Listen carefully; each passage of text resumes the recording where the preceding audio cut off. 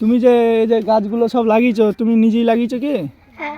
তোমাকে কেউ সাহায্য করে নাকি? না। না কেউ বলে দিয়েছে যে এরকম করে লাগাতে হয়? না। তুমি একাই লাগিয়েছো? তোমাকে কেউ বলে চাষ করতে কি? চাষ করা তোমার বেড়ার নেশা নাকি? হ্যাঁ, ভালো লাগে চাষ করতে নাকি? আজ সকালে ঘুম থেকে উঠেই মাঠের দিকে ব্রাশ করতে করতে একটা জিনিস খেয়াল করলাম, যেটা আমি প্রতিদিন লক্ষ্য করি। আজ তোমাদেরকে ভিডিওর মাধ্যমে তা দেখাবো। আমার মামাতো ভাই হয়, একটা ছোট ছেলে, 8 বছর বয়স। তো এখানে ওর অনেক কি করেছে আমি তোমাদেরকে দেখাবো।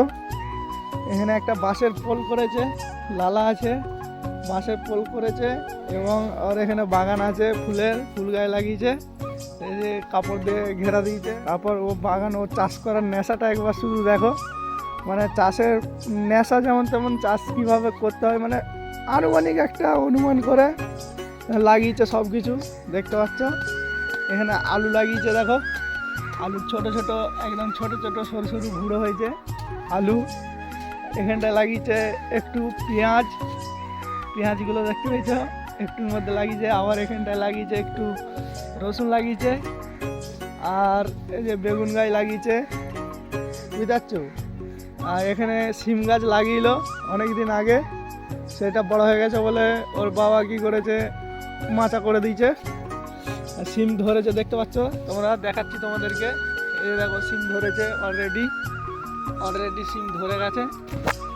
তো তারপরে আবার ওর নিচে লাগিয়েছে আলু, দেখতে পাচ্ছ সরু বুড়ো করে। মানে চাষ করার নলেজটা একটু তোমরা চিন্তা ভাবনা করো, এই বয়সে যদি চাষ করার নলেজটা এরকম থাকে, বড় হয়ে ও কী করবে। এই ছোট প্রতিভাগুলো যদি ধরে রাখতে পারে, বড় হয়ে অনেক কিছু করতে পারবে। তো এই যে দেখো ছেলেটাকে, যে এর প্রচুর প্রতিভা। তুমি যে এই যে গাছগুলো সব লাগিয়েছো, তুমি নিজেই লাগিয়েছো কি? হ্যাঁ। তোমাকে কেউ সাহায্য করে নাকি? না কেউ বলে দিয়েছে যে এরকম করে লাগাতে হয়? না। তুমি একাই লাগিয়েছো? তোমাকে কেউ বলে চাষ করতে কি? চাষ করা তোমার বেড়ার নেশা নাকি? হ্যাঁ, ভালো লাগে চাষ করতে নাকি? সত্যি এখনকার যুগের ছেলেরা মোবাইল, কম্পিউটার, বিভিন্ন গেম, বিভিন্ন খেলনা নিয়ে ব্যস্ত থাকে। তার মাঝখানে এইরকম যদি কিছু ছেলে থাকে যারা চাষ করা নিয়ে ব্যস্ত থাকে বা চাষের প্রতি আকৃষ্ট হয় এবং চাষের প্রতি ভালোবাসা থাকে, তাহলে আমাদের মুখে অন্ন বা দুমুঠো খাবারের অভাব কোনোদিনও হবে না। অনেক ধন্যবাদ এবং স্যালুট জানাই ভাই তোদের মতো ছেলেদেরকে, যারা মনে প্রাণে চাষকে ভালোবাসে। সত্যি আমার ওর কাজগুলো আমার মন ছুঁয়ে গেল, তাই জন্য তোমাদের মাঝে তুলে ধরলাম এই ভিডিওর মাধ্যমে। যদি ভালো লেগে থাকে একটা লাইক, কমেন্ট, শেয়ার করে দিও প্লিজ।